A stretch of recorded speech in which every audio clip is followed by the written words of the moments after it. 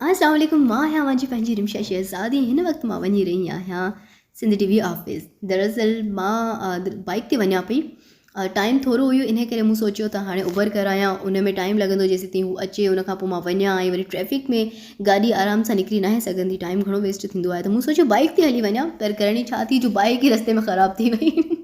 हूअं बि चवंदा आहिनि जॾहिं अव्हांखे जल्दी हूंदी आहे न त उते अव्हां यकीननि देरि सां पहुचंदा आहियो। जिते अव्हांजी कोशिशि हूंदी आहे त मां टाइम ते पहुचां, टाइम थोरो हुयो, मां हिन करे बाइक ते वञा पई त शॉर्टकट रस्तनि तां हलिया वेंदासीं, ऐं साॻियो ई हो बाइक ई ख़राबु थी वई, टाइम वेस्ट थी वियो।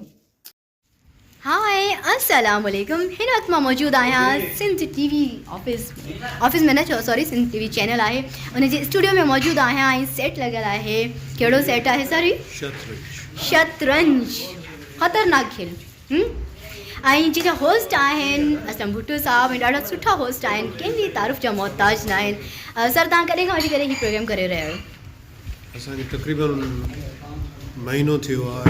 महीने में तक़रीबन 14 प्रोग्राम रिकॉर्ड कया। वाओ, माशाल्लाह। मतिलबु त साल सॼो उन सॼो तव्हां फाइनल कंदव रिकॉर्डिंग सॼी, ऐं उन खां पोइ हिन छंछर ते 6 बजे सिंध टेलीविजन ते ज़रूरु ॾिसिजो शतरंज, जंहिंजो पहिरियों गेस्ट आहे असद खान कुरैशी।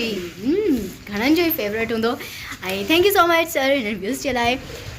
शतरंज, त हिन शतरंज ॼार में मूंखे फसाइण जो इरादो अथव? हा, तक़रीबन। इरफान, ॾिसूं था। हलो अभी अकेली न आहियां, सभु हिते खोड़ जॻह ते मौजूदु आहियूं।